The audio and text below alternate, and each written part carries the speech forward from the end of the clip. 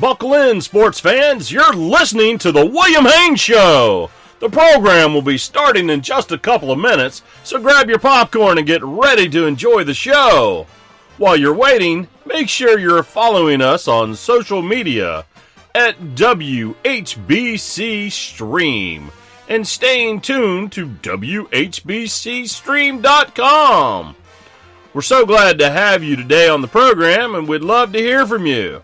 Drop us a line on Twitter or call the show 352-639-0036. And thanks again for tuning in.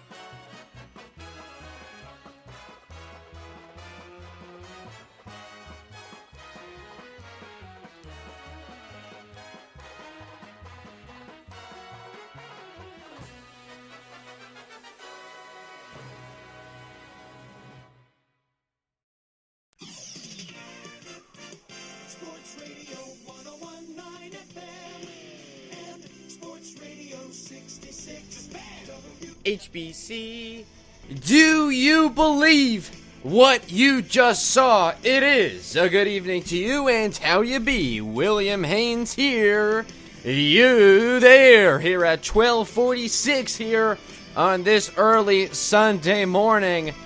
Absolute pandemonium occurring in Arlington, Texas. A World Series game for the ages. The Tampa Bay Rays 8-7 over the Los Angeles Dodgers. The 2020 World Series is now tied at 2 games apiece. Who knows how many lead changes back and forth. Set a World Series record for most consecutive half innings with a run scored. All of that. Probably about 4 or 5 different narratives that could have been taken from this game, depending on if it ended that way. It's so hard for a broadcast like this, like so close after a game like this. Again, it was just, what was the narrative gonna be? I mean, it looked like the bullpen for the first time really all season let the team down in a big way. The offense was kind of struggling early on against Urias, the starter, and then slowly, inning by inning, they would put up a run, but it seemed like the Rays would put up a run, the Dodgers would respond with 2, I believe, excluding Game 2 of the World Series, so Games 1, 3, and 4, at least halfway through or something like that. It was like half the innings that the Rays scored, the Dodgers responded with at least 1 run of their own in the very next inning, so hard to get momentum. This game, not enough can be said about it. It can't be understated. I obviously can't do this game justice, but anyone listening to this, obviously you saw the game, I would assume. If not, you'll see the game at some point. I honestly think no matter who wins the series, this is going to be a game that really will always be remembered. I mean, Joe Buck, calling the game on Fox, a guy that's been known as someone who kind of undercalls big moments, just doesn't get very excited. Even he got elated. I was listening to the radio broadcast, Dave Wills and Andy Freed, and of course in a moment like that, at least I did, I just kind of blacked out. I mean, you're watching it, you're listening to it, but at the same time, it's like it's not even happening. I mean, of course, I was hooting and hollering as well. As soon as the baseball left the bat of Brett Phillips, and it was clear that it was a base hit, to me, what was it at that point? Runners at first and second in a 7-6 game. I thought, okay, they're going to tie this up. There's no way on a single Arozarena gets first all the way home. And I guess the right fielder, who at that point, I have no idea. My scorecard is totally busted up. I use the one-page one that you can print off the MLB, the World Series program, however you want to say, because I ran out of pages in my other book. It was at that time, was it Mookie Betts in right field that muffed the play? And then Arozarena says, screw it, I'm going to go home. And then on his way from third to home, he falls down, gets back up, but the relay, I guess, from Betts to Muncy to the catcher Will Smith, it goes wide of Will Smith, so Arozarena has enough time to get back up, roll over, and slap home plate again in a moment for the ages. I mean, obviously, this 2020 COVID season, all that stuff, MLB, I'm sure they were pissed that the Rays made the World Series. At least they got the Dodgers in there for them. If they want one play to define what this season was, there it is right there. Again, no matter how this World Series finishes, I think it was, I don't recall the score. It was like 13-12 Astros in that 2017 World Series.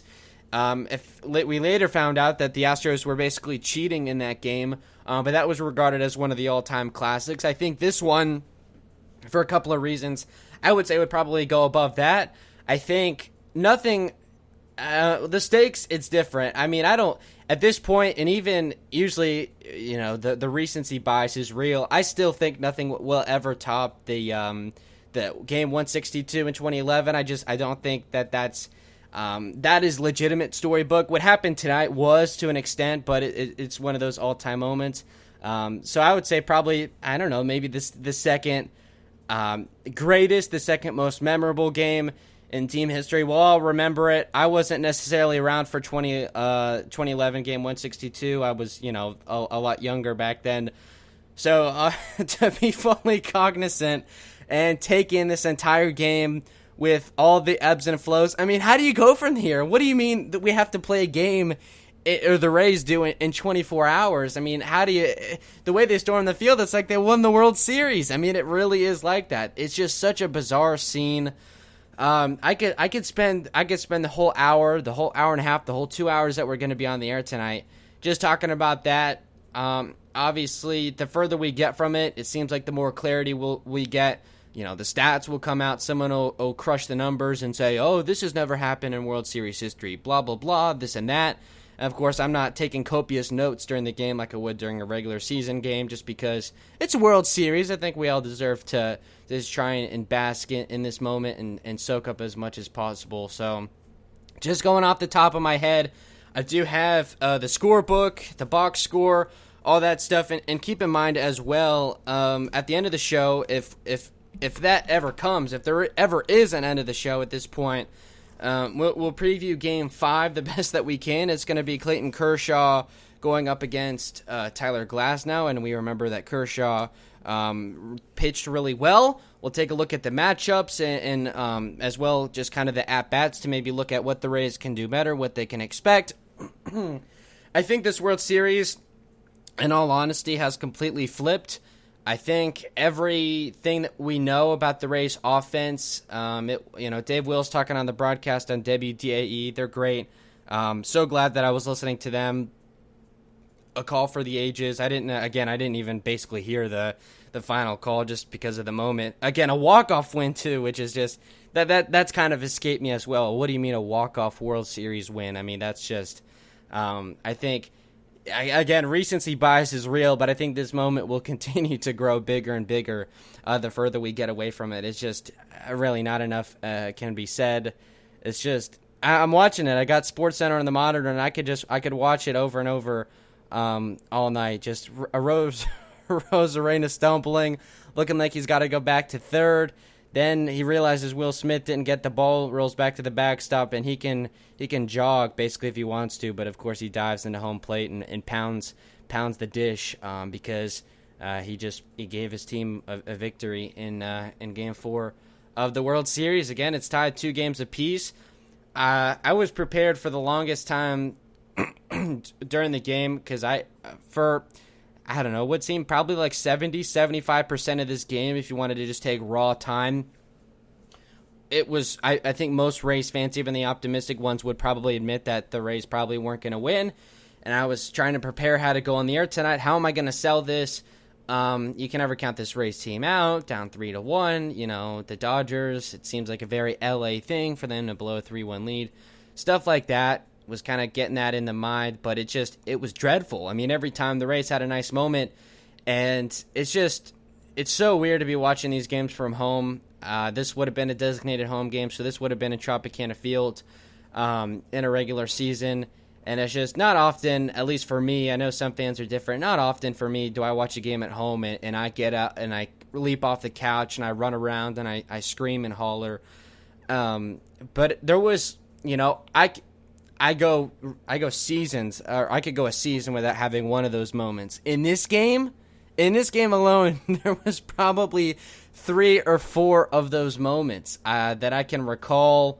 The Brandon Lau homer in the 6th that gave a 5-4 lead. The Kevin Kiermaier home run in the 7th that tied it at 6. And the moment we'll always remember, as it's listed on ESPN, Brett Phillips singled to right center. Kiermaier scored, and Arozarena scored on fielding error by center fielder Taylor. So it was actually Chris Taylor, I guess, shaded over there. Of course, the Sports Center puts up the replay. Yeah, it was in shallow right. I guess Mookie was at a different spot, the way that they had the outfield line. Just wow. It's a moment. My voice is gone again because I'm shouting. I was shouting at the TV, all that stuff. Again, I didn't know they were going to walk it off. I thought that was just to tie it. So I was running around. I didn't even see it. But I had my headphones on as I listened to the radio on there. So I'm hearing, you know, Arozarena rounding third. He's going to go to the plate. So I'm trying to scramble to get back to the TV. And who even knows if I saw Arozarena touch the plate. I can't even tell you. I think maybe I did. I didn't see the stumble. It's just such a ridiculous moment, man. Again, can't be understated. I'm going to try and cut this incoherent rambling to I guess, as much of a limit as I can. Although I would love to hear it from you if we've got anybody listening, as I'll try and root. I can't even do it. Double task, multitask. There it is. I'm trying to get the links out on the various socials. Again, number to call if you want to call the show is 877-566-1020. We're with you. Maybe up until at this point, maybe 2 a.m. or so. Who even knows? So very exciting. Again, number to call 877-566-1020. You want to talk about tonight? Of course, we could do that for hours at this rate. If you want to look at tomorrow, because that's another thing too. If the Rays had lost, I would have tried to spend most of the time talking about tomorrow. So I got all my Kershaw stuff up, all that kind of stuff. But at this point, I could talk about this game until the sun comes up. To be totally honest with you, it's such a surreal moment. It's cool for me because I'll have this archive, this show. The time capsule, if you will. The raw emotion right after the game ended. So I'm going to try and curtail this or put a butt in it, however you want to say. I can't even, I guess, create a coherent thought. My mind is just so scrambled. So we'll try and start somewhere. This box score is a total mess. They made Joy Wendell, G-Man Choi, Brett Phillips, Arozarena, Meadows. They made like 5 or 6 substitutions in this game. So, again, my scorecard didn't have any of, so I'm going to have to look at what I have on ESPN. So, I guess we'll just start with this. Try and treat it like a normal show as much as we can. Defensive alignment, if I can even get it, in the outfield from left to right, it was Margot in left, Kiermaier in center, Hunter Renfroe in right, and in the infield from third to first, it was Mike Brasso at third, Adames at shortstop, Brandon Lau at second base, Yandy Diaz played first base, Mike Zunino the catcher, Arozarena was holding down the designated hitter duties. Of course, the starting pitcher, it seems like ages ago that he was on the mound at this point, Ryan Yarbrough, who got them through 3 1/3, and just as I had anticipated, pretty much just got through the lineup once. He faced 16 men, so my prediction was 18 men, and he falls just too short of that. And again, ends up getting through 3 1/3. They used just about every pitcher. They did something that, and this was going to be a narrative for me if all that drama hadn't happened at the end.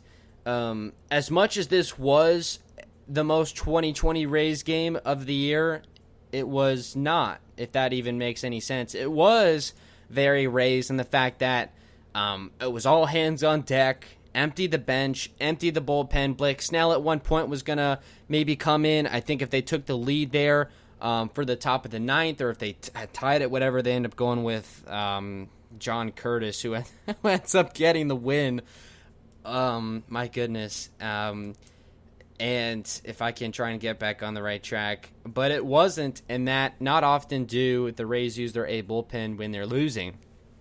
At no point during the regular season, obviously, did they do this. No point in the postseason, I guess, save for the 2 elimination games, Game 5 against New York and Game 7 against Houston. So this was not an elimination game, but I guess to Kevin Cash, it must have felt like one. This team, this lineup, I would have sold it, and I guess a magician should never reveal his secrets or his tricks or whatever.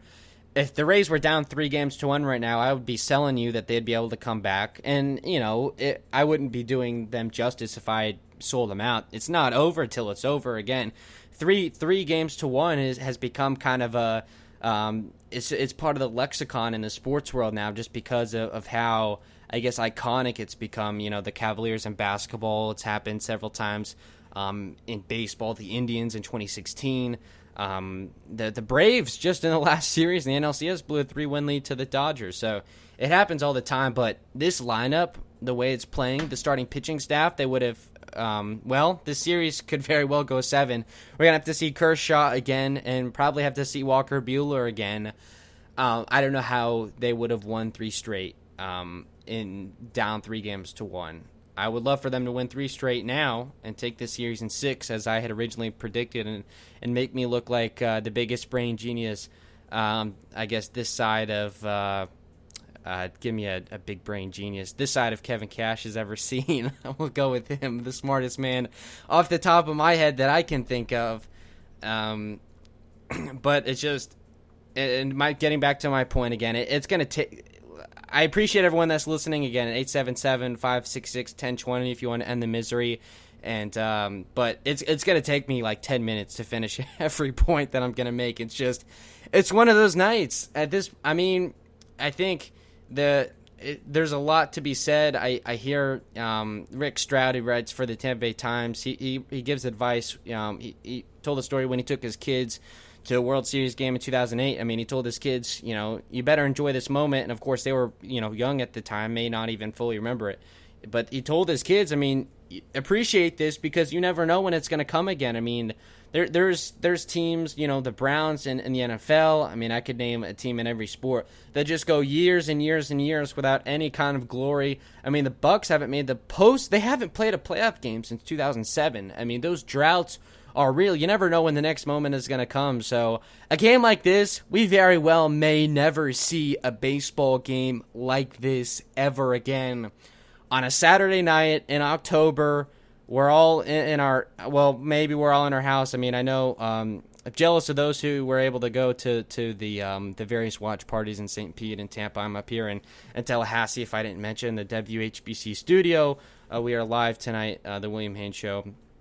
And of course, how could I forget the 10 or 11,000 in Arlington tonight to witness it? But for all of us in such a weird time again, there may never, especially with the Rosarena tumbling, and of course there was multiple errors on the play for the LA, or it should have been. They got the fielding error for the center fielder because it was that moment. I'll always remember the wild card game in the National League last year where the Brewers right fielder lets it go by, and of course the Nats go on and win the World Series, and I think that's why that play will be so remembered, at least to me. But then I think it was the relay to Max Muncy, and then that throw was good, but for Max Muncy to the catcher Will Smith, it was another error. The fact in that moment, a Dodgers team that has played almost as many postseason games together. I mean, not as much as the Astros, but I mean, they made the World Series in 2017, 2018, I believe.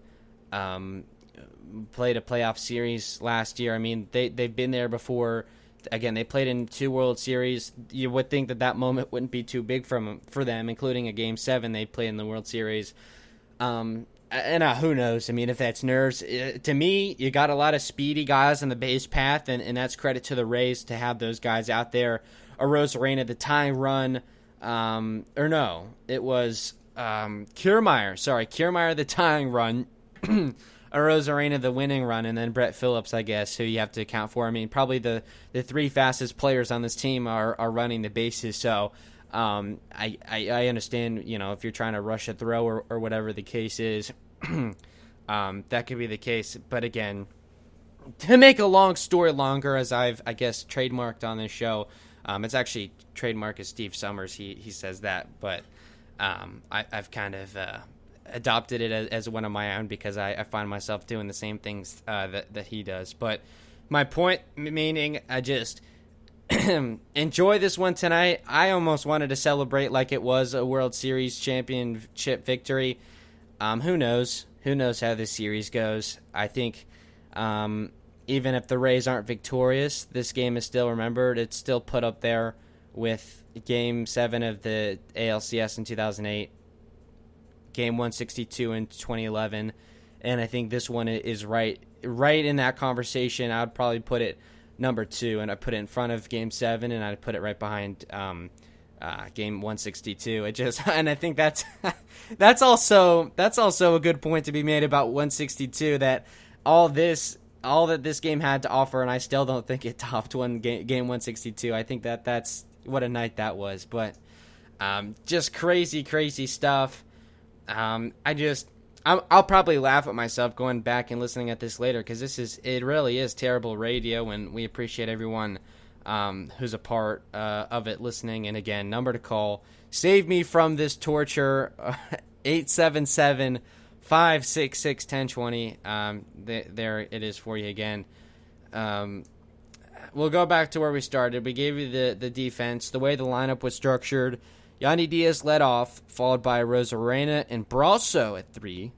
Manny Margot was the cleanup man, followed by Lau at 5, Adames at 6, and a 7-8-9 of Renfroe, Zunino, and Kiermaier. I got a couple things right. I think I predicted Margot at cleanup because I've noticed it. Obviously, Kevin Cash notices it.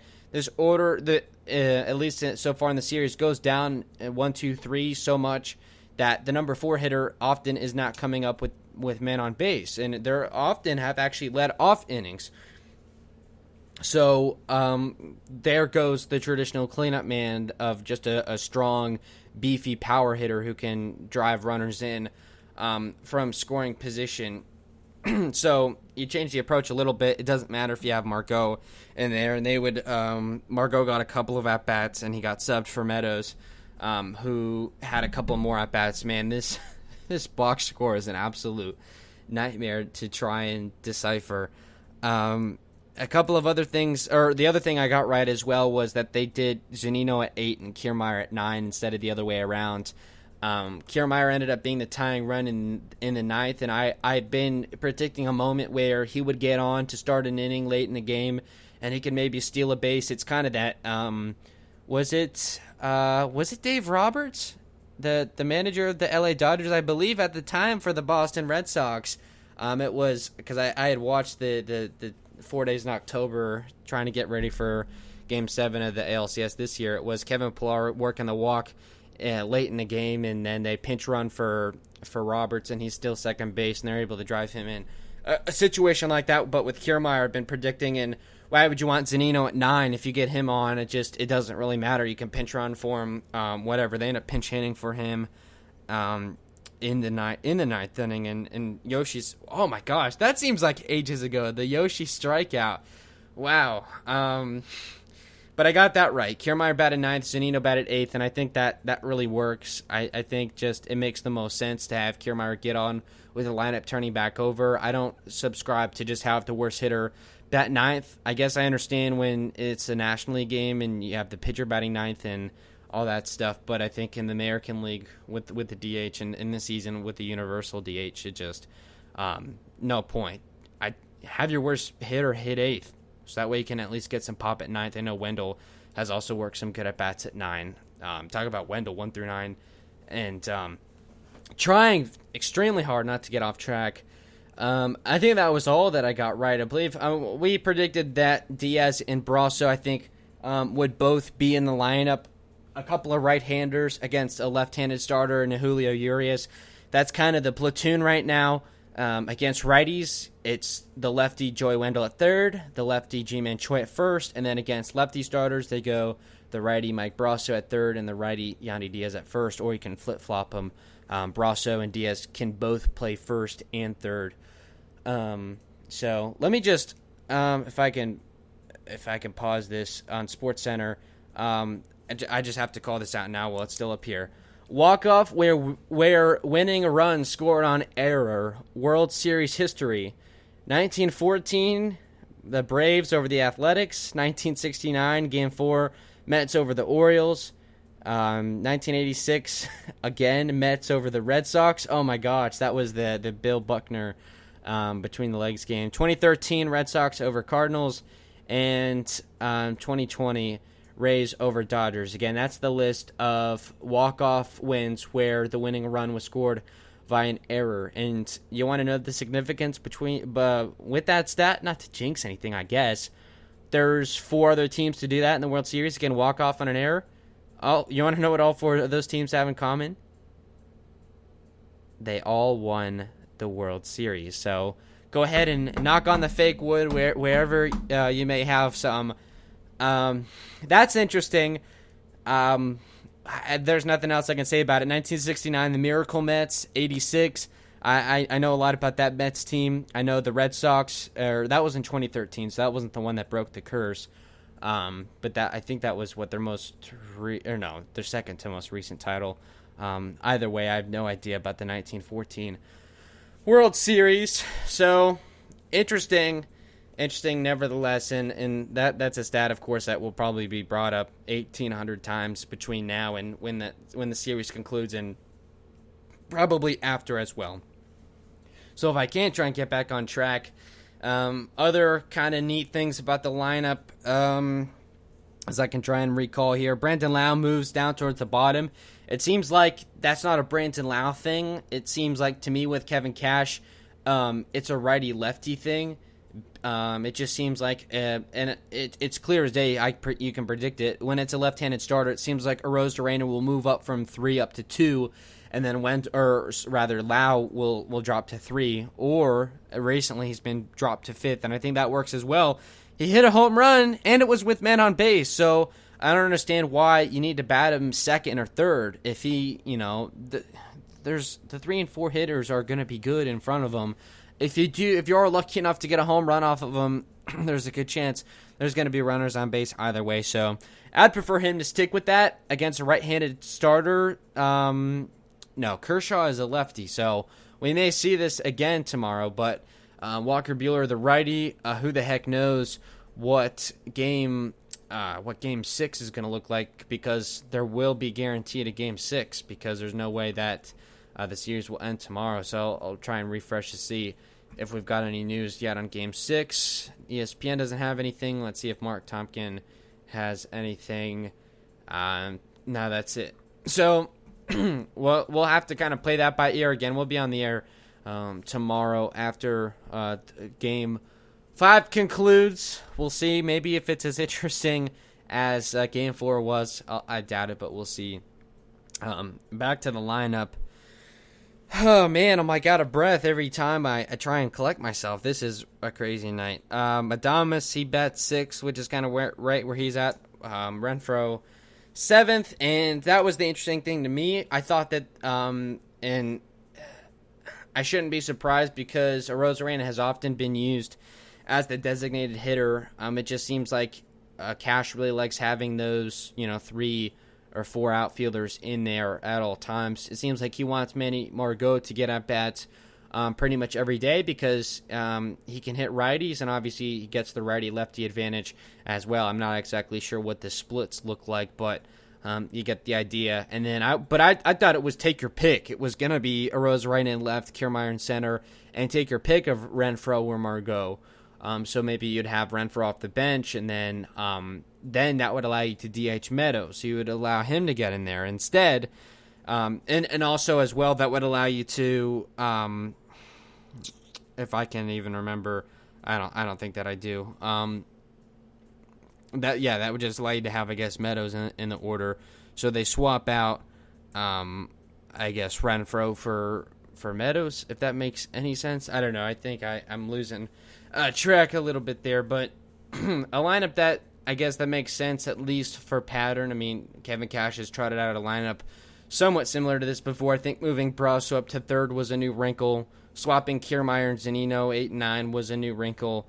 Renfroe, I like him at 7. He hits a solo home run. Of course, every run mattered in this one, and that's really all I can say. I mean, they had good guys coming off the bench. They had Wendell, Choi, Phillips, of course. Austin Meadows did come off the bench and got 2 at-bats as well. So, and they did kind of platoon it like I thought as well. I mean, you can do that. Everyone's so versatile.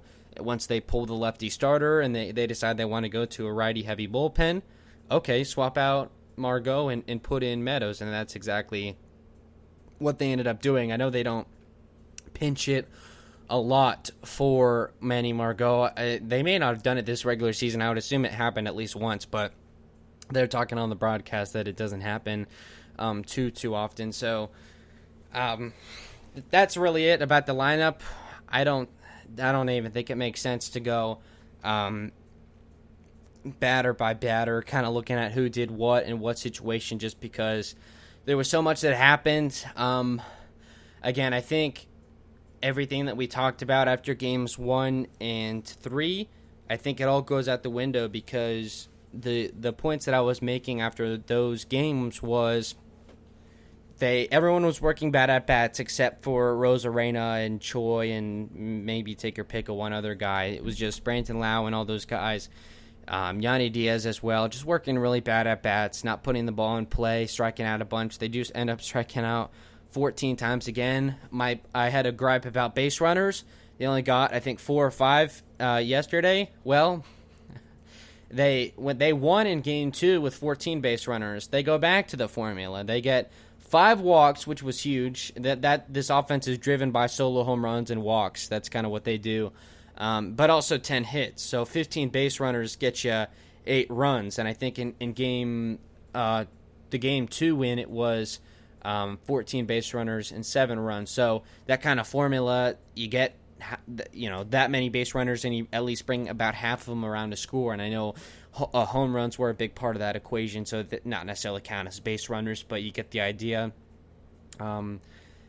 It just it's who knows if momentum is a real thing. I know the old adage of baseball, and it really, to me, is kind of quite obnoxious. Momentum is only as good as your next day's starting pitcher. Whatever. I don't know about that. To me, a moment that momentous. I mean, okay, if they had just won and it was there would have been a big moment, no doubt. But this goes above and beyond a big moment. I mean, this transcends what we know. I don't want to get too hyperbolic, although I had said at the beginning of the show it was impossible. It kind of transcends what we know about baseball, what we know about sports. Just moments like that don't happen, and I think professional sports is driven potentially more by emotion than analysts on TV would admit, than the coaches admit, than maybe the players admit. We hear bits and pieces when the players talk about how much fans make a difference in this and that. Anyone that's played sports at any level, whether it's little league or high school, college, anyone that's played professional sports, it is driven by emotion, and you can see on the field, not often in a World Series especially, are you storming the field in a game where, I guess walk-offs does count, but not often does it happen in the World Series when you're not clinching. Obviously, when you clinch the World Series, everyone comes out, but the World Series is just such a big stage that you pretty much try and reserve that kind of emotion until after you win it. That's just kind of how the World Series usually goes. So they were overwhelmed. I saw they had one of the pits. Basically, it was the angle down the third base line. It was Eric Neander and all the execs who are always so clean cut and prim and proper and all that. And as Rosarena stumbles and falls down and gets back up and touches home plate, they're jumping up and down. They're hooting and hollering. Even those all the way up to the top of the organization, the emotion is there.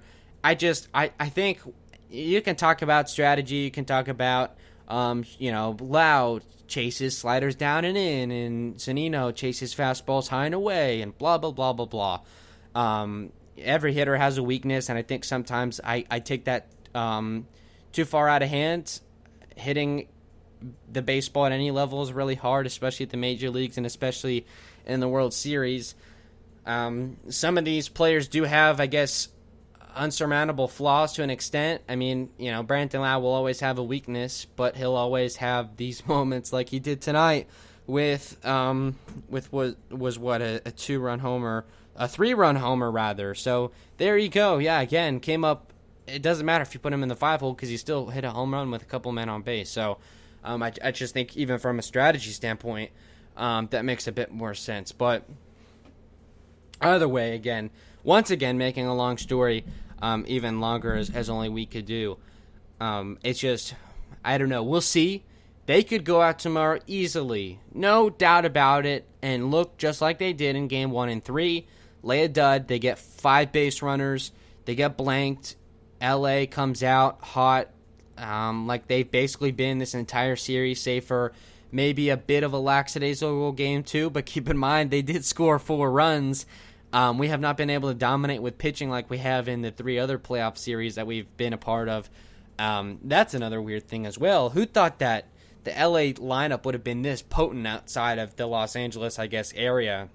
We faced a Yankee lineup that I thought would maybe be the toughest that we would see, and in a best of 5, I think everything goes out the window because, they hit anyone can get hot in that moment, and everyone wants to talk about, they can't stay healthy, blah, blah, blah. 5-game series doesn't matter.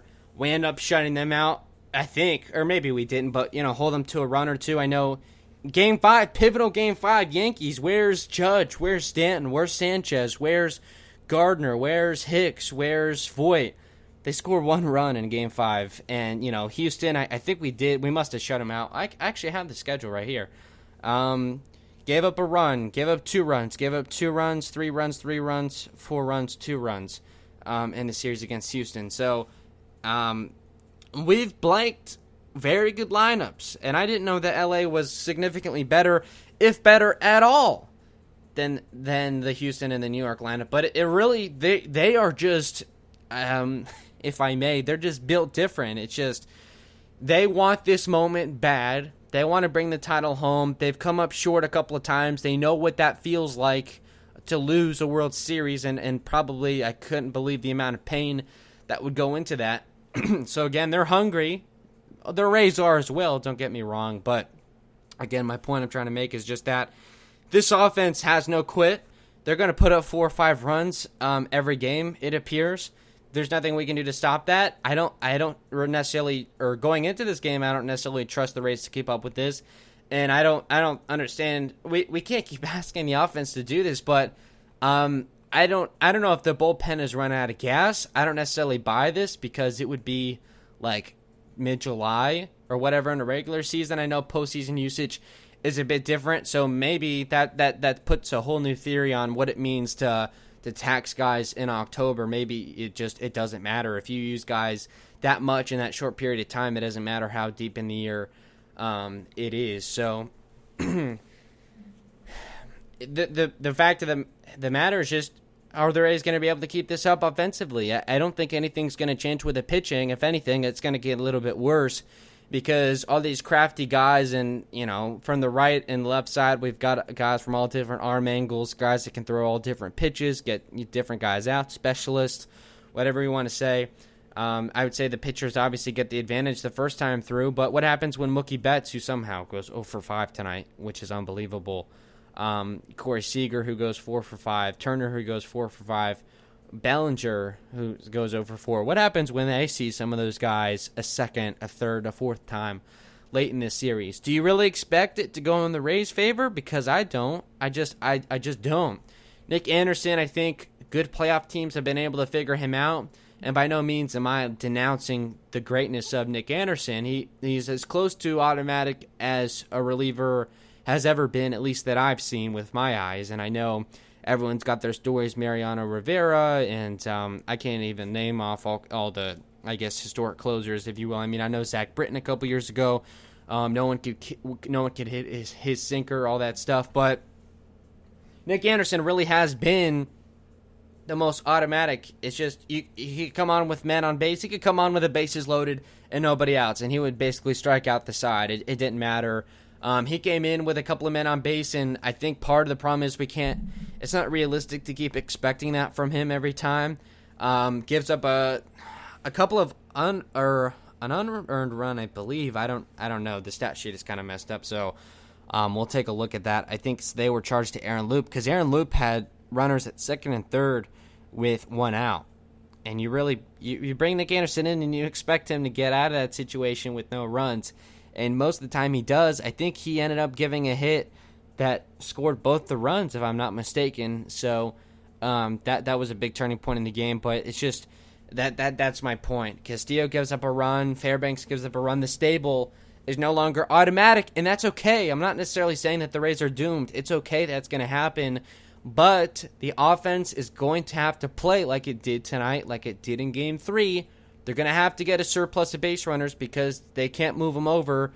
So at that point, some teams can get 6 base runners. I don't know about this is a bit extreme. They could get 6 base runners and they could drive all of them in, essentially. For the Rays, about half of them, and maybe that's like league average. I have no clue, but it just seems like they're terrible with men on base. If you want to score 5 runs, you got to get 10 or 12 base runners. You have to get that surplus. You just have to challenge the pitchers and make it a pain. And the way this lineup can work, it's walks. that's a big part of that. And again, they work 5 tonight. They only walked once in Game 1 where they scored 3 runs. They walk 4 times when they score 6 runs in Game 3, and in Game 2 rather. And in Game 3 where they score 2 runs, they only work 1 walk. So you see the pattern there with the 5 walks tonight and with the 8 runs. So that's a big part of it as well. Just getting base runners. I know the Dodgers. I mean, they were getting their leadoff man aboard in the 6th, the 7th, the 8th. If I'm getting that right.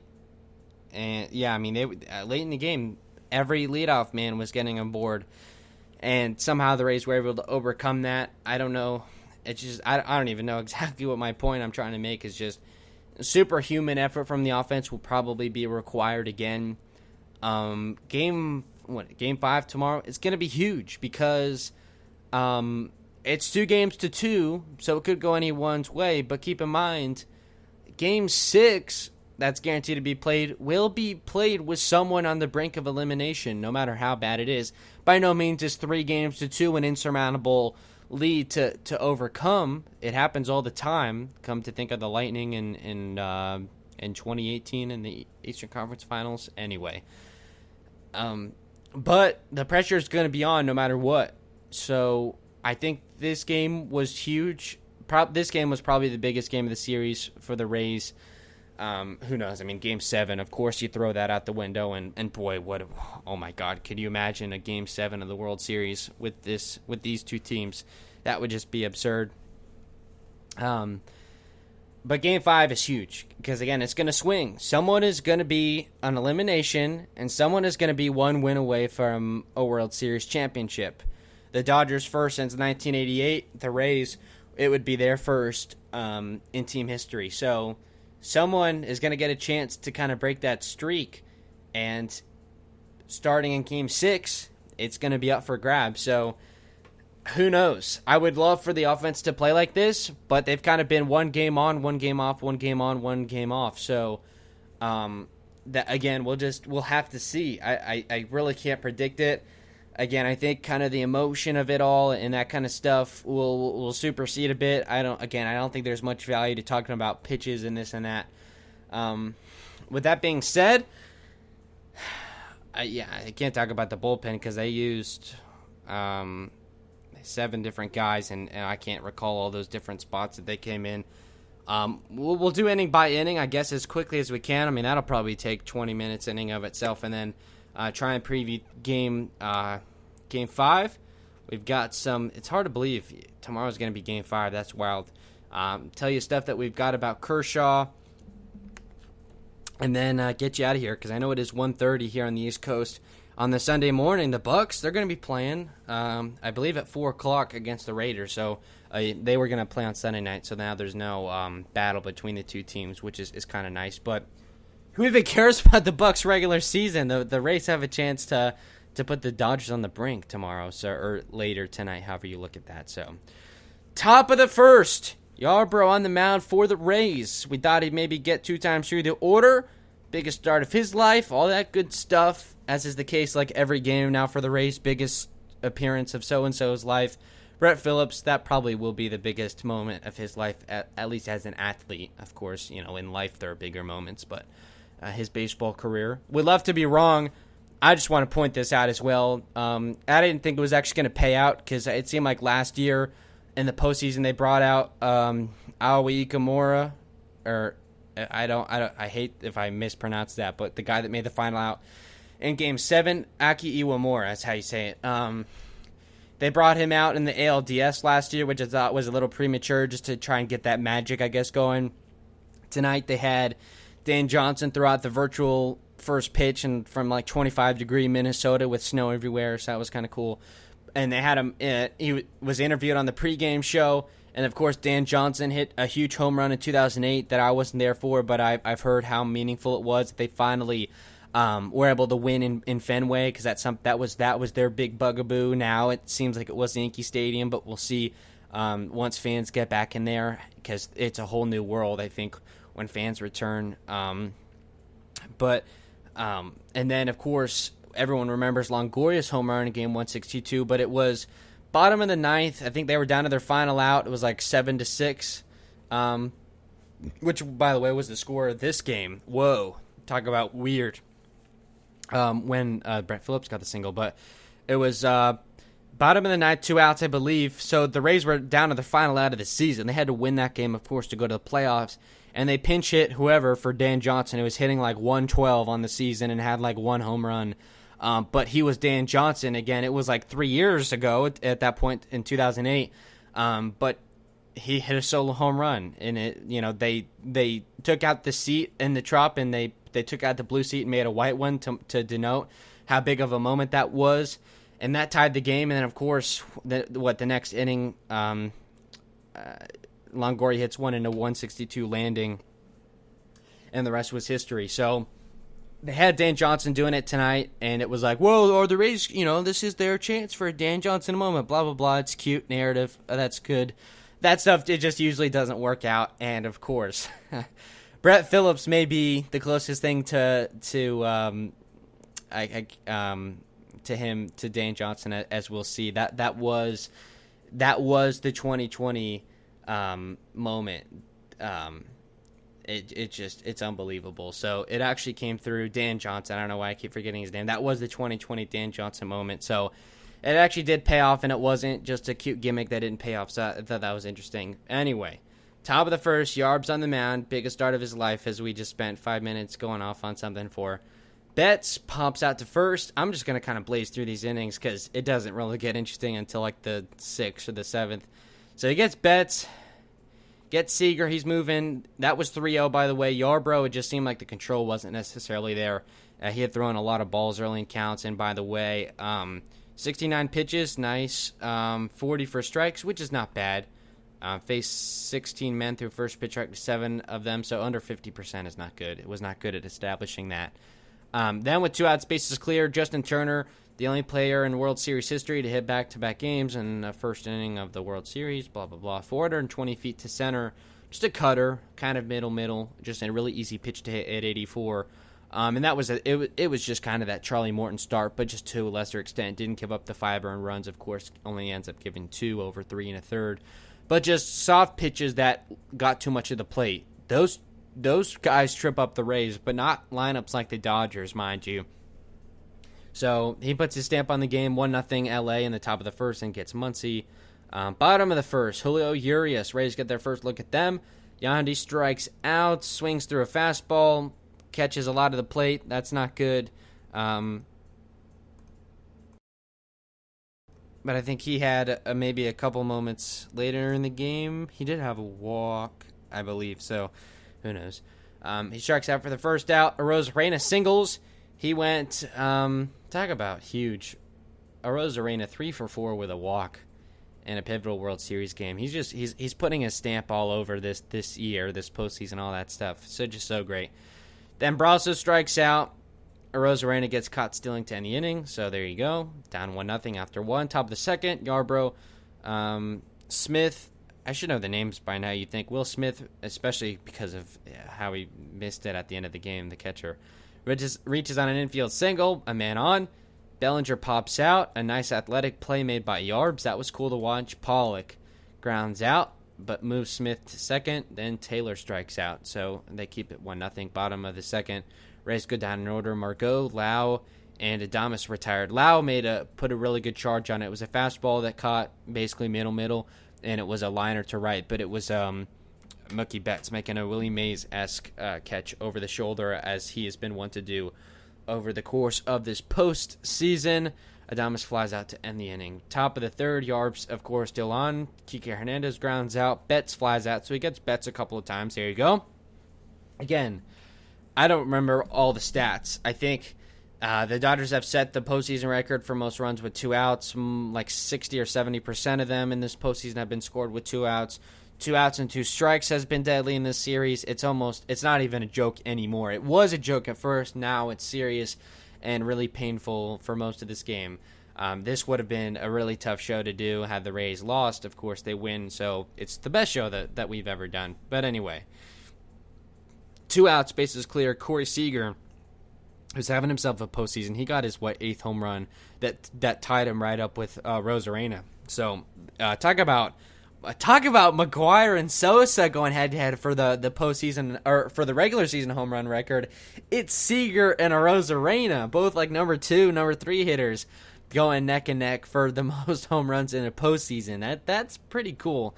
I think a little bit understated, that narrative. Should be talked about more. But he hits a home run to make it 2-0 Dodgers, so they're 1 with the solo home run. Turner singles. Muncy walks. Just couldn't find the zone. Couple of men on. Will Smith comes up again. He grounds out. So they leave a couple of men there. 2-0 LA. Bottom of the third, Renfroe lines out. Tanino does work a walk. Kiermaier strikes out. Yandy strikes out. Again, swung through another fastball. So Urias, and again, Urias I don't think got a strikeout on his on an off-speed pitch until like the 4th or 5th inning, which was pretty surprising. I mean, that was part of the concern with the Rays. They just can't hit fastballs in the zone, and how do you expect to win World Series games? I spent probably 2 hours over the last couple of shows, or games 1 and 3, talking about that. But you score 8 runs, you walk it off, do whatever the hell you want, swing through fastballs, middle for all I care. But you hit home runs, whatever. That's fine. Top of the fourth, Yarbs on, gets Bellinger, and then Pollock doubles to deep right, so they get a man at second. Again, another runner in scoring position.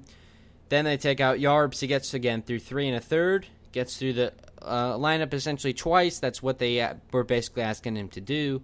Ryan Thompson comes in with man on base. He had yet to allow an inherited runner to score. It was like 0 for 11. More of the same. A runner at second, 1 out. I totally blanked on that watching it live. Gets Taylor to strike out, and Kike had a ground out. So there, Ryan Thompson, I guess now is 0 for 12, I believe, or 0 for 11. Who knows?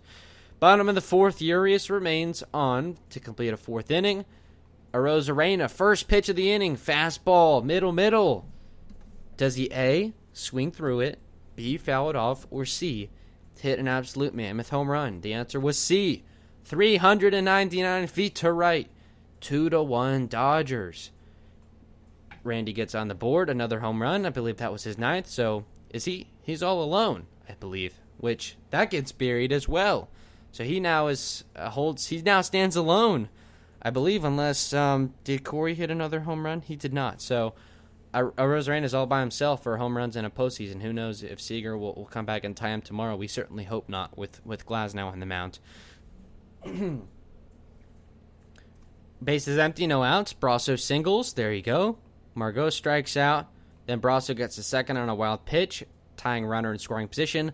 Lau strikes out looking. Takes a curveball down and away. Okay, I like that. We're headed in the right direction. Just wasn't called a ball. There you go. And Adames grounds out. So they leave him there at the end of 4, 2-1 Dodgers.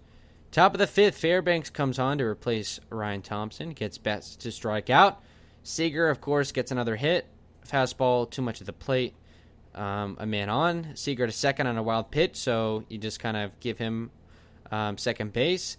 Then Turner flies out, 2 gone, on a 3-0 count as well, and they really got bailed out there. I know that was a big moment in the game. And then Max Muncy singles to deep right, and Seager scores, but they get Muncy trying to go for second base. So at that point, it was 3-1.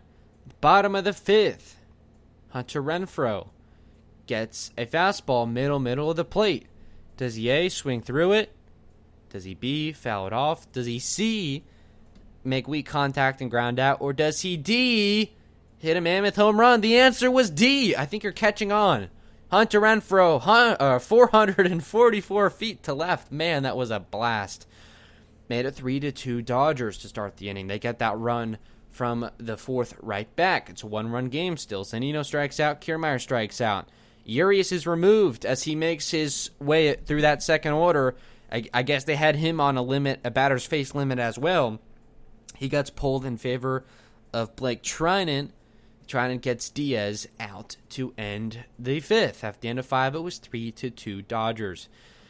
Top of the 6th, Smith, leadoff walk for Diego Castillo, by the way, on the mound to replaces Pete Fairbanks. Leadoff walks usually come back around to hurt you. We'll check in and see how that works. Bellinger strikes out. Pollock walks, the first 4-pitch walk of the inning, but the second. 2 sliders, 2 sinkers, didn't find the zone. Couple men on with 1 out. Taylor lines out, so you get a little lucky there, I suppose. It looked like it was going to drop for a base hit, if I'm not mistaken. So that's out number 2. 2 men on, 2 out. Kike Hernandez. A slider middle the plate, doubles, a 1-run double actually, makes it 4-2. Runners at second and third with 2 out, and Mookie Betts coming up a single would make it 6-2 in the 6th game. Probably out of reach, one would imagine. What does Mookie Betts do? We told you he went 0 for 5. What does he do? He flies out to center field on a sinker, middle. Wow, Rays catch a break there, big time. Bottom of the 6th, Trinan on, faces a Rosarena, gives up a single, get a base runner there. Choi pinch hits for Mike Brasso, so they make the infield moves basically there. Choi walks, as he is one to do. Very good at bat, took some pitches inside, took a pitch away for ball 4. An absolute warrior, 7-pitch at bat, does what he does. Men at first and second with no outs, 4-2 game, tying run on the base path in the 6th. Big moment. Then Austin Meadows pinches for Manny Margot, so then you make that outfield move, righty-lefty again, trying in the righty, and most of the relievers are righty, so you start to flip, put the lefties in there, makes sense. Choi for Brasso, Meadows for Margot. Meadows strikes out, 3 pitches, pretty easy. Out comes Trinan, in comes the righty Baez. Up comes Brandon Lau to the plate.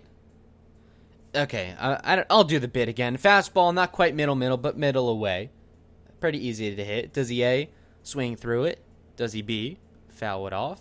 Does he C, make weak contact and ground out with a couple of men on base? Or does he D, hit a mammoth 3-run homer to give his team the lead in the World Series? The answer, you're right, it was D. 399 feet to left center. A Rosarena scores, Choi scores, Brandon Lau majestically rounds the bases. It is 5-4 Rays in the 6th. Adames grounds out. Renfroe strikes out to end the inning against Pedro Baez. At the end of 6, it's 5-4 Rays. Top of the 7th. Yandy to third, Choi at first, Meadows in left. Subs make sense. In comes Aaron Loop. Bullpen, I guess someone's got to get outs. That's not part of the stable. So you try and put Aaron Loop against a couple of lefties in Seager and Muncy. Just see how he does. Gives up a leadoff single to Seager. I wonder if he'll come across to score another leadoff base runner. We'll check and see. Justin Turner hits a double. Second and third, no outs.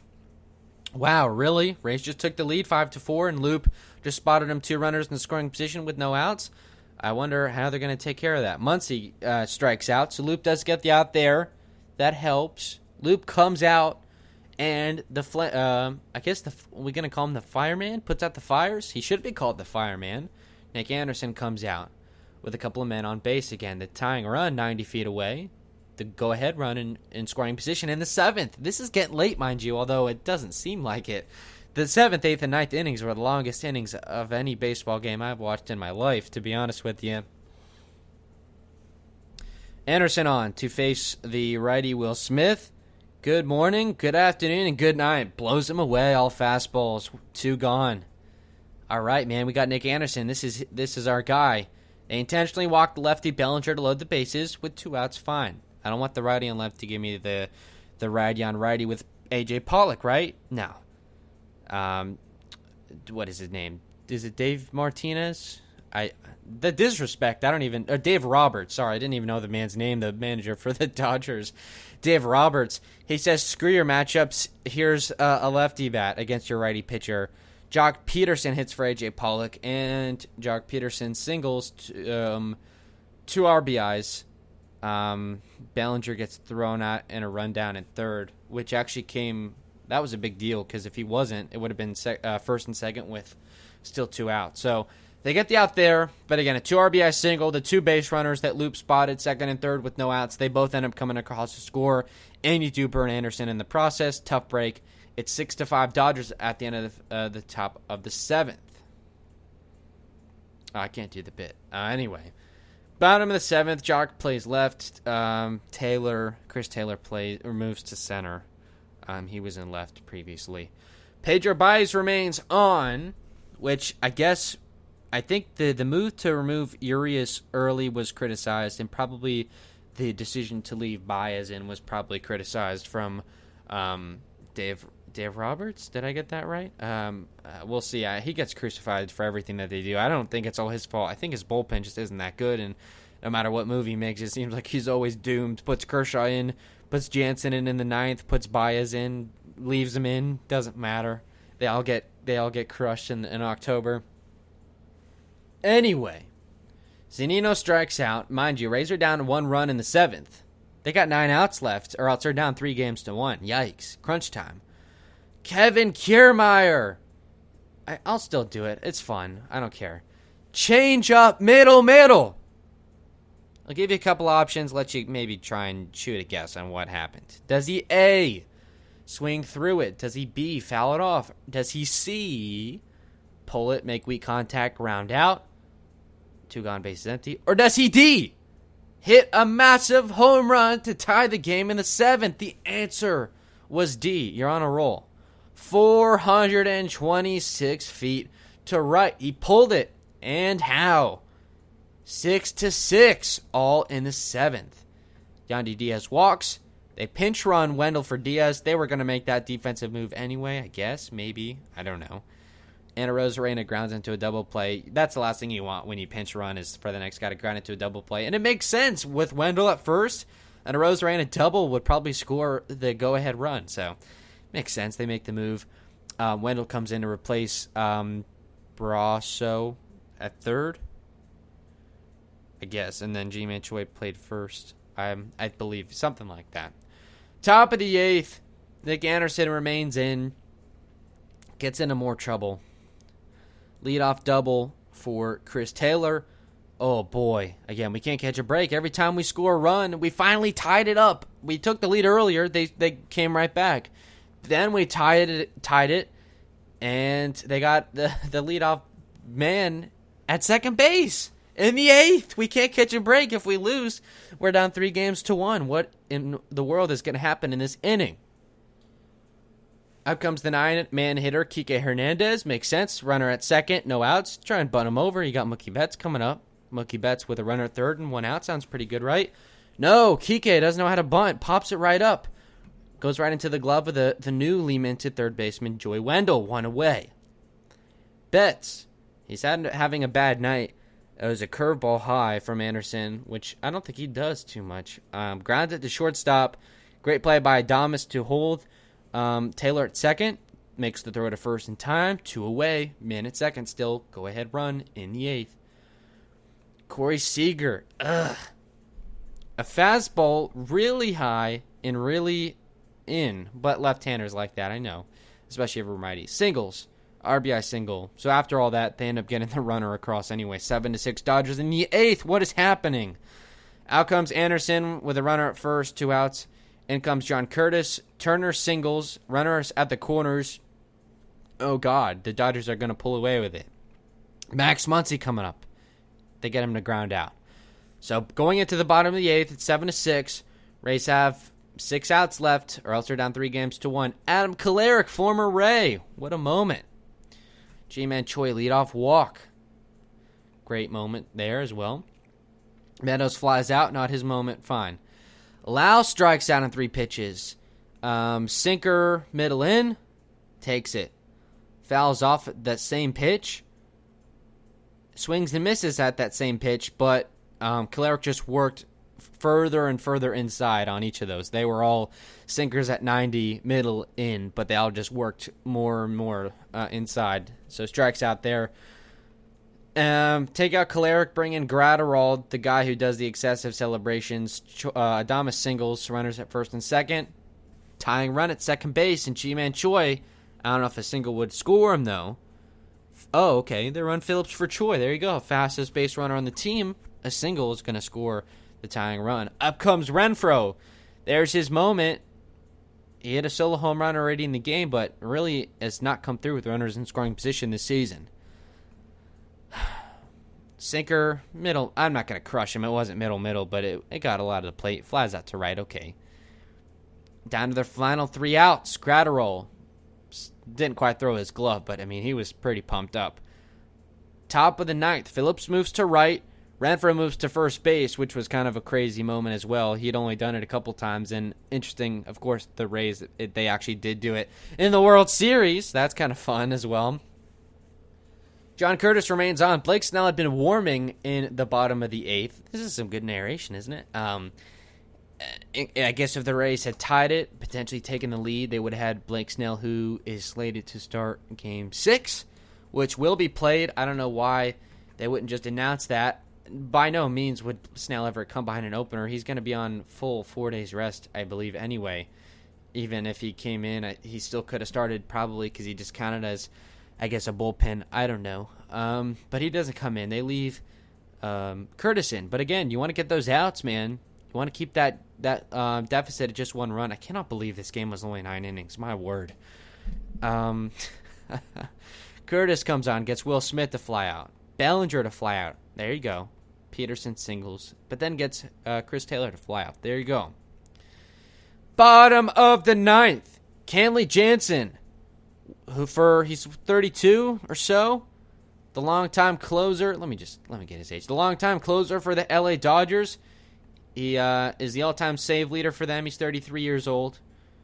From Willemstad, Curacao. Fun fact, I've been to Curacao. It's a pretty neat place. It's a little island just north of South America. They make all the different the tequilas and such. The blue and green, all kinds of colors, I believe.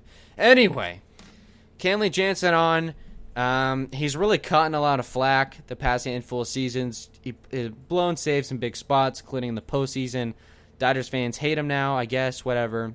I was kind of thinking maybe he would blow it. That just seems like a very LA, a very Dave Roberts, a very Kenley Jansen thing. It seems like no matter what the Dodgers do, it's always going to be those moments at the end of the games that hold them back. And, of course, I don't know about choke, but, of course, they allow the other team. I think that's the right wording for it. They didn't choke.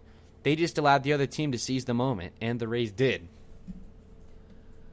Final 3 outs. Again, Rays don't tie it. They're going to be down 3-1, and I would have had to be sitting in this seat trying to sell you guys that the Rays were still in the series. And who knows? Again, Yoshi pinch hits for Zunino. Get the righty on lefty going. Okay, I like it.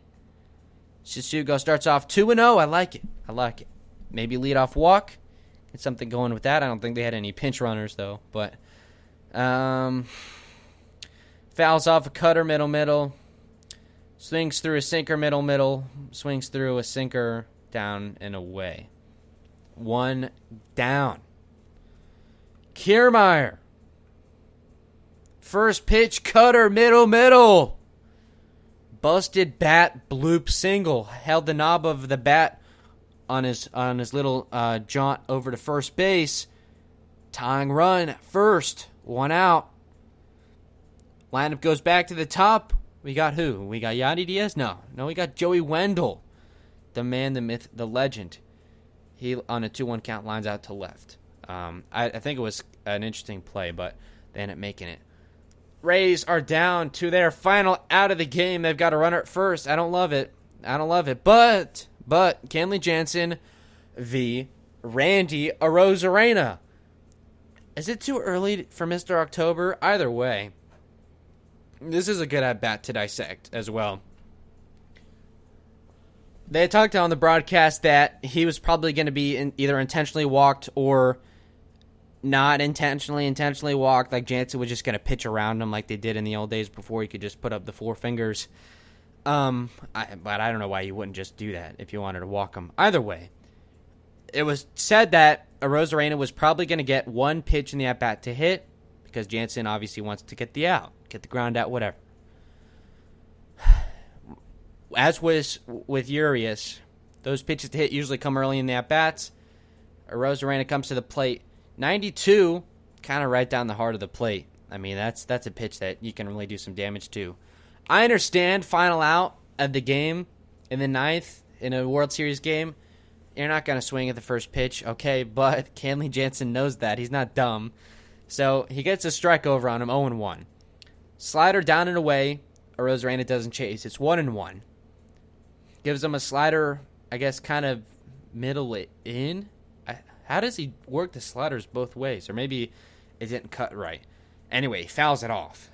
1-2. Rays down to their final strike. Is that right? Yeah, it is right. Takes a cutter away. Ball 2. Takes a cutter well away. 3-2. Fouls off a slider, middle away. Remains full. On a 3-2 count, slider down and away. Arozarena refuses to chase. He was a bit upset with himself. I think he knew that first pitch was his pitch, but he gets on base. Doesn't lose the game. He represents the go-ahead run. I wonder maybe if they would be able to walk him off. We'll see. Up comes Brett Phillips. He's only had 2 at-bats in the postseason. I had mentioned that he was the heir apparent to Kevin Kiermaier on yesterday's show. I had no idea he was going to walk off a World Series game. He's making me look smart right now. Either way, he was off the ALCS roster completely. Probably got an at-bat against Toronto, maybe one against New York. I have no clue. Either way, has not been getting a lot of action. Came in as a defensive or as a pinch runner, moves to the outfield. Who knows if he was going to get an at-bat? Well, I think they must have known that he did. Yeah, because he was that way. And he said he was going to get to hit, whatever. He represents the final out once again. Tying run at second base. But is he going to come through? He does have lefty on righty, though. Kenley Jansen again. Dodgers' longtime closer. Guess we'll start here. Cutter at 92. Middle in. Barely. Takes it for ball 1. Then, cutter middle in again, but not as much. It's in the zone. He takes it. Understandable. He wants to just feel out the moment. It's 1 ball. 1 strike. On the 1-1. He gets a 93-mile-an-hour sinker. To me, I don't know. It was maybe a bit off the plate. They said it was a baseball or two. I thought it might have flirted at maybe glancing the plate. We'll go with that. But in all reality, it was probably off the plate. That's a big swing moment, because then instead of 2-1, it's 1-2. That completely changes the dynamic of the at-bat. You think that he's probably going to maybe give you a slider down and in to try and get the put away like he did to a Rosarena. Instead, he throws another cutter, cutter and sinker, they're both the same speed. I mean, I guess they're both speed pitches, fastball, quote-unquote pitches, whatever. It was middle in. If you've learned anything listening to this show, if only just because I hear it everywhere, lefties apparently really like any pitches middle in, up and in, especially against righties. On a 1-2 count. I wish I could do like, this is a moment in history and play the clip, but I already kind of ruined the moment. Anyway, Sports Nation will make a video about that, I can guarantee. Brett Phillips, single to right center. Pandemonium ensues. Kiermaier scores from second base. The Rays have tied the game. No fielding error from center fielder A.J. Pollock. He picks it up off the ground, throws it to Max Muncy. Arozarena gets to third. He's being waved home. Max Muncy gets the ball, throws it to the catcher Will Smith. Randy Arozarena hauling butt to home plate. His helmet comes off and trips him. He falls down. He tries to get back up and try and head back to third base, because who knows if anyone was covering. The throw gets away from Will Smith. The throw, if it was accurate, didn't even have to rush it because of the stumble, obviously. Would have beat him by a mile. Gets away, goes back to the backstop. The third base coach, Ronnie Linares, is kind of clapping. Come on, Randy, go home. Arozarena turns around, runs to home plate, dives. Smacks home plate. Rays walk off Game 4 of the 2020 World Series. There you go. That is a moment in history. The best I can recreate it. Rays win 8-7. What a game! Wow. We were all lucky for just having been part of it, I think. Couldn't have asked for anything better. Really was the coolest thing. You want takeaways? Screw the takeaways. This was the best baseball game I've ever watched. There's your takeaway. I won't get ahead of myself about what the moment means or anything like that. I think even from baseball fans that aren't invested, that were lucky enough to watch this live and watch the full game, again, if you just watch the ninth inning unfold, then again, I know if you're familiar, if you aren't, at least let me finish the show, but then go on Sports Blog Nation. It's called something different now, but they do, and I can link it at WHBC Stream on Twitter. I'll put out the link on there. Maybe we'll see. They do, what do they call, game rewinds, where it's like really big moments, like the helmet catch with David Tyree. They like, it's like right up until the play. Looks like they're going to play just the video, but then it's like they tell you all the backstory, blah, blah, blah. And then at the very end of the video, they go, this is a moment in history. And they play the video, and then it's over. I kind of wanted to just do that and drop the mic, but I didn't have the audio queued up. So that would have been a kind of funny end to the show. I don't know. We'll see. Either way, really good. I was going to try and pull it up during the show, but I'm like, I don't think I could get the Andy Fried call. I don't want to. Joe Buck does not deserve to be on this show, so we'll leave it at that. Looking ahead to tomorrow's game, is that possible? Can we try and look ahead here? Yes, we can. Sunday, 8:08 p.m. on Fox, a rematch of Game 1. The southpaw Clinton Kershaw dominated over the course of 6 innings. Tyler Glasnow, not quite as successful, gave up 6 runs over 4 1/3. Also walked 6. That was not a cool moment, I would say. Safe to say. I did not enjoy watching that game. The Dodgers won 8-3. The run wasn't scored until the 4th, so I guess it was interesting there for a little while. So I guess that's cool at least. But they really ran away with it. It was 2-1 after 5, and then in the bottom of the 5th, it was 6-1 Dodgers. I remember doing that show. I remember belly aching doing all that stuff. What are the Rays going to do? This and that. How are they going to be able to overcome it? And they do. I guess ultimately they do. So, trying to think of, I guess, stuff to say about it. What we'll do now, I'm just trying to, for Clayton Kershaw, 6 innings pitched, an earned run on 2 hits, 1 walk, 8 strikeouts, a home run. So only gave up 3 base runners, not bad. The only run allowed was a solo home run by Kevin Kiermaier, so no real situational baseball being played against him. 78 pitches, 53 strikes. Did a good job of kind of the get me over stuff against strikes, whatnot. Faced 21 men. Threw first pitch strike to 14 of them. Excuse me for being a little slow paced here. I'm just trying to make sure I got all my ducks in a line. Trying to do this live, of course. The lineup that they trotted out against him probably was going to be pretty similar. Yandy Diaz leads off and plays first. Brandon Lau bats second and plays second. Arozarena bats third and DHs. Renfroe bats cleanup and plays right. I don't think that's going to happen. Manny Margot bats fifth and plays left. Joey Wendell bats sixth and plays third. Willie Adames bats seventh and plays short. Kiermaier bats eighth and plays center. Mike Zunino catches and bats ninth. So they don't go, or let's see, against the lefty, they go Yandy Diaz a righty, Arozarena a righty, Renfroe, Margot, Adames, Zunino. They go 6 righties, 3 lefties against a lefty. Probably more the same, and it may very well be those guys. Seems like they like Renfroe and Margot to get at-bats against lefties as they did tonight. Maybe they go Kiermaier at 9 and Zunino at 8, or maybe they don't, and they keep the Dodgers on their toes. Yandy probably to lead off again. Didn't have the greatest night tonight, but it's fine. Lau, I would like to see him bat 5th again.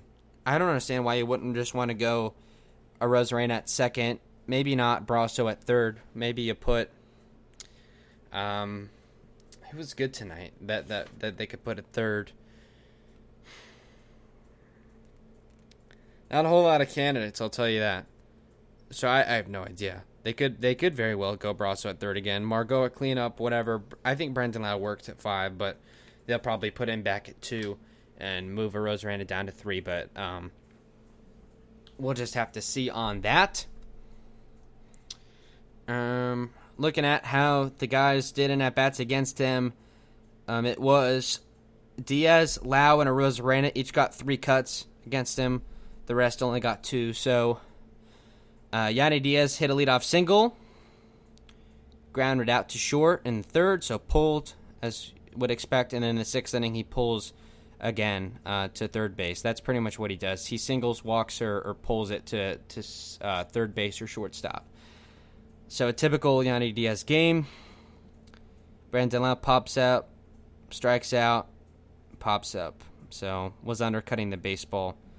Actually, let me do that as well, because this is what I wanted to do. Go through one by one. This may take a little bit, but try and just see the pitches and pitch location and all that. We'll start with Yandy Diaz. A single, started him off with a fastball, curveball high, fastball middle, slider, down and away that he singled off of. In the 3rd inning, started him off with a fastball low this time and a slider up this time, so he grounds out. So he fastball, slider, and is at bat in the 6th. And by the way, in the 3rd, slider up and away, grounds it out. Yeah, pulls it. That makes sense. Or no, usually those are hit the opposite way, but either way, in the 6th, grounds out to 3rd, starts him out with a fastball again. First pitch fastball to Diaz.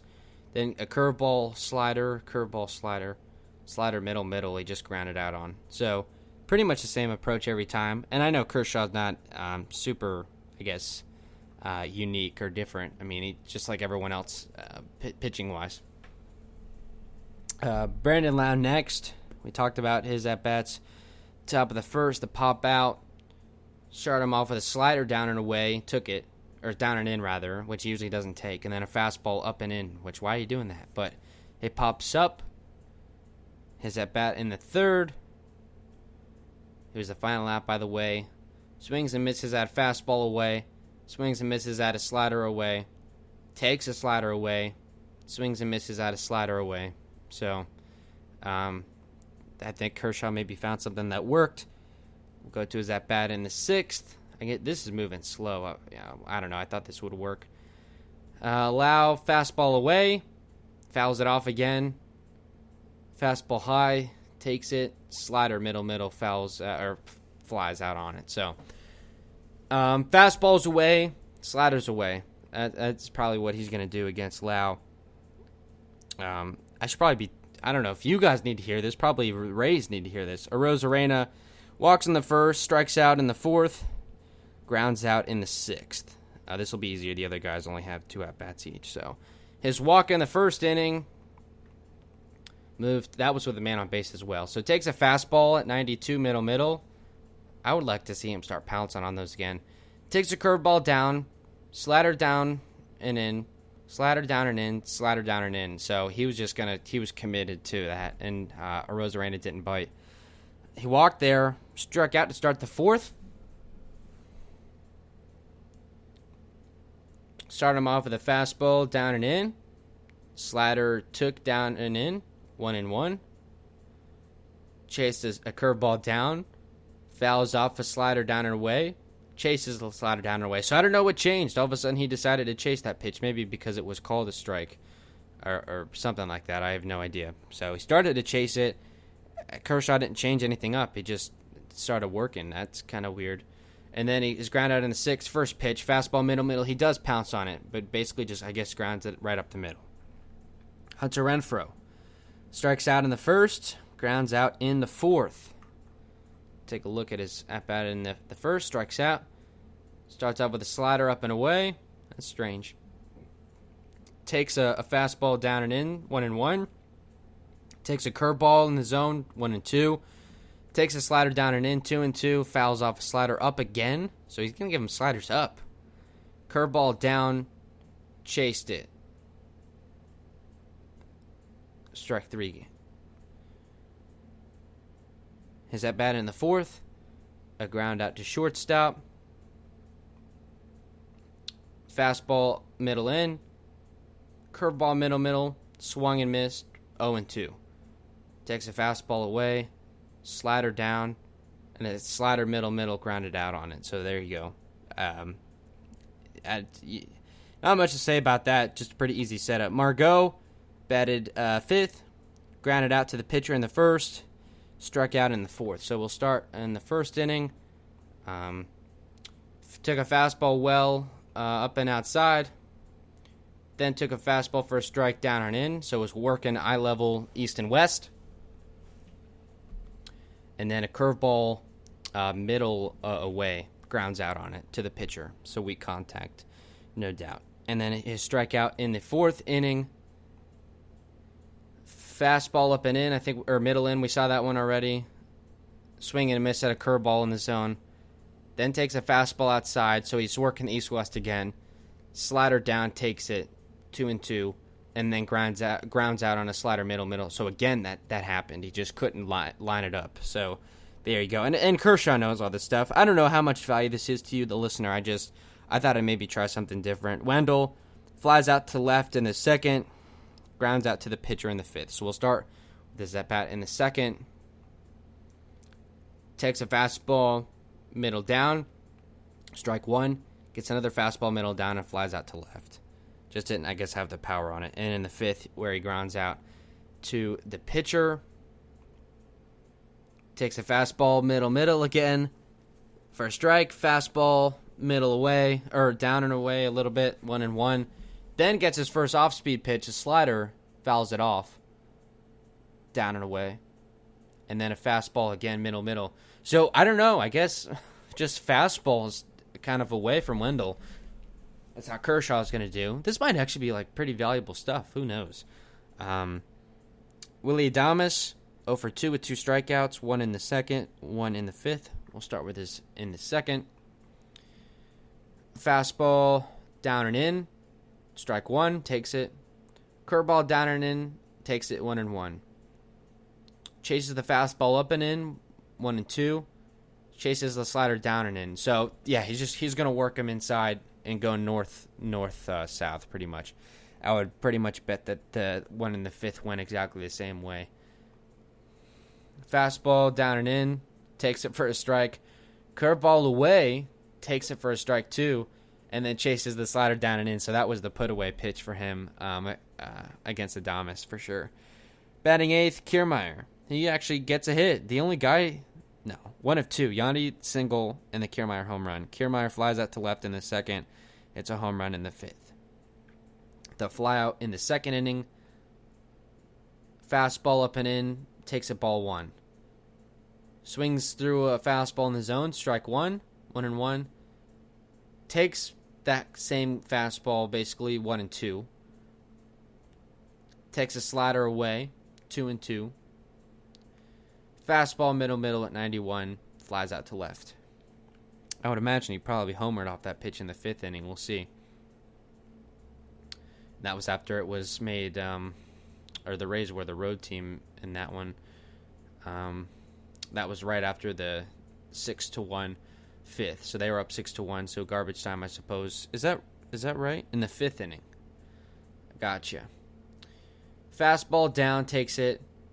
Slider middle. It was just a hung speed. It looks like he was probably trying to go down and in, and it just hung. So Rays got to take advantage of those. You can't swing through them.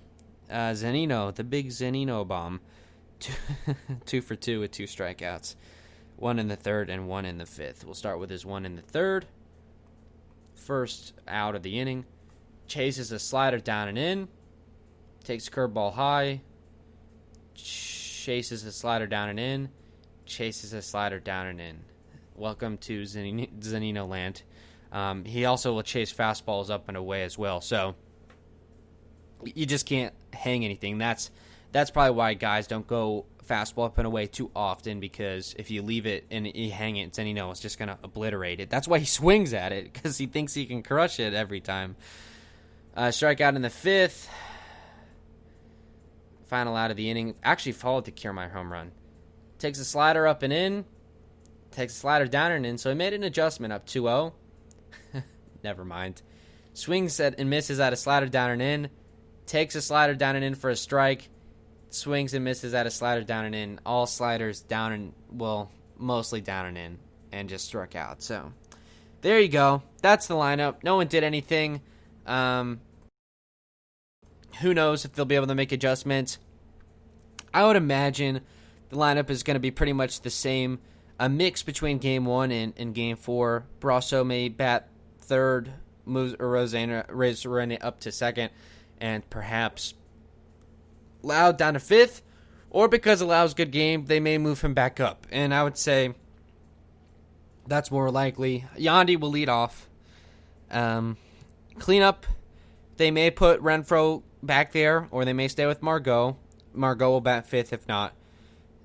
Joey Wendell, he's a candidate. Well, lefty on lefty, never mind. They want to get the righties up early.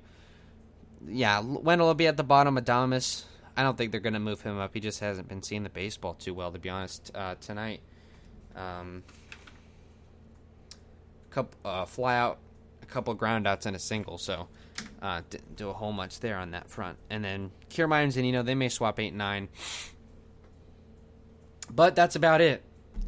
Bullpen, taking a look. Everyone should be available, most likely. I mean, unless they say anyone's off limits. Looking at the Yarbrough's obviously out. Thompson, I think, is on a back-to-back, but he threw 5 pitches, so he could probably go if needed. But again, that would be a third straight day. Fairbanks should be available. Fairbanks didn't pitch yesterday, so he'll be good. He pitched a 12-pitch inning. Fairbanks is available. Castillo didn't pitch yesterday, but he pitched a 26-pitch inning, and only half of those were for strikes, by the way. So he may be able to go, but I wouldn't anticipate it. Usually 25, 30 pitches, you get the day off. But also, there's a designated off day on Monday. So they may use him anyway. But Fairbanks definitely will be available. Thompson maybe. Castillo maybe. Loop has been used. No, Loop could go. Nick Anderson appeared in multiple innings through 23 pitches. Did not appear yesterday. Toss-up. A lot of maybes. John Curtis pitched an inning in the third, appeared in multiple innings through only 14 pitches. Also pitched yesterday, an inning and 2/3, 30 pitches. Yeah, I'm going to say John Curtis is a definite out. So, only a couple of guys I would emphatically rule out. Curtis, Yarbrough, and the rest are, and maybe Anderson, maybe. But keep in mind, if the Rays win, they're up 3-2, and they push the Dodgers to the brink of elimination. So that dynamic can change things, and as well, you can give them the off day, and I suppose if you have to, give them Game 6 off as well. It just depends on how Cash wants to play it. It's going to depend on the score. He's not going to chase the lead like he did today. He's not going to put in his A guys when they're down. He had to do that tonight so they didn't go down 3-1. They didn't. It paid off. The gamble paid off. It's now 2-2. So I think now maybe you have to suffer the sacrifice of that a little bit tomorrow, potentially, because you had to use a lot of guys. I don't know how they feel about guys appearing in multiple innings, throwing 20, 25 pitches and appearing the next game. They probably don't love it. The effectiveness of those guys probably wouldn't be as good either. So, again, a lot of maybes. Behind glass now, who knows? Who knows how long he's going to go. Betts walked. That's it. Seager walked all 3 times. Turner 0 for 3. Muncy 0 for 2 with a walk. Will Smith 1 for 3. Cody Bellinger 1 for 2 with a homer. Chris Taylor 1 for 1 with a walk. Jock Peterson 0 for 2 with 2 strikeouts. Austin Barnes 0 for 2 with 2 K. So it didn't even look like he got dinged up that bad. It was just a bad 5th inning, and he walked half the guys as well. The 3 walks of Seager doesn't help, of course. So who knows? Josh Fleming can give length.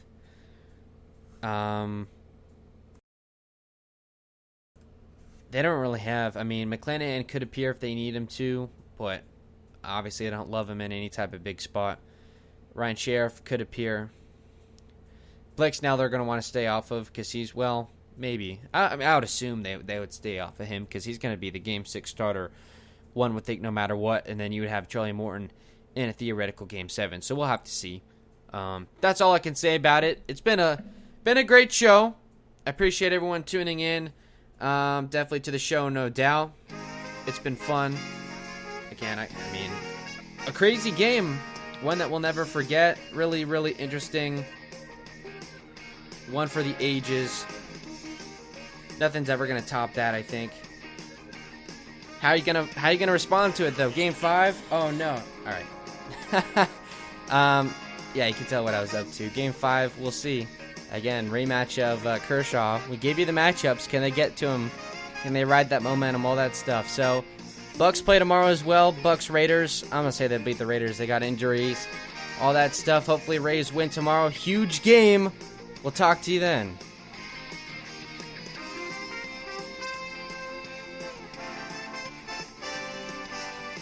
Sports Radio 101.9 FM and Sports Radio 66 FM. HBC.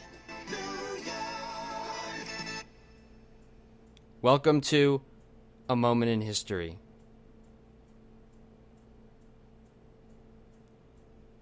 Miracles do happen.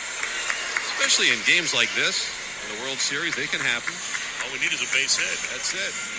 And the pitch on the way. Swing, line drive, right center. It's a base hit. Kiermaier around third. He scores the tying run to third base and being waved home and falling down. And now they've got a call between third and home. The ball gets away. And to score Rosarena. The Rays have won. There's your Dan Johnson moment. Oh my! They're trying to catch him in the outfield and they can't. That has got to be one of the most unlikely endings to a World Series game in the history of baseball. The Rays have won it 8-7. on a base hit by Phillips, and a comedy of errors by the Los Angeles Dodgers. And this World Series is tied at 2 games apiece.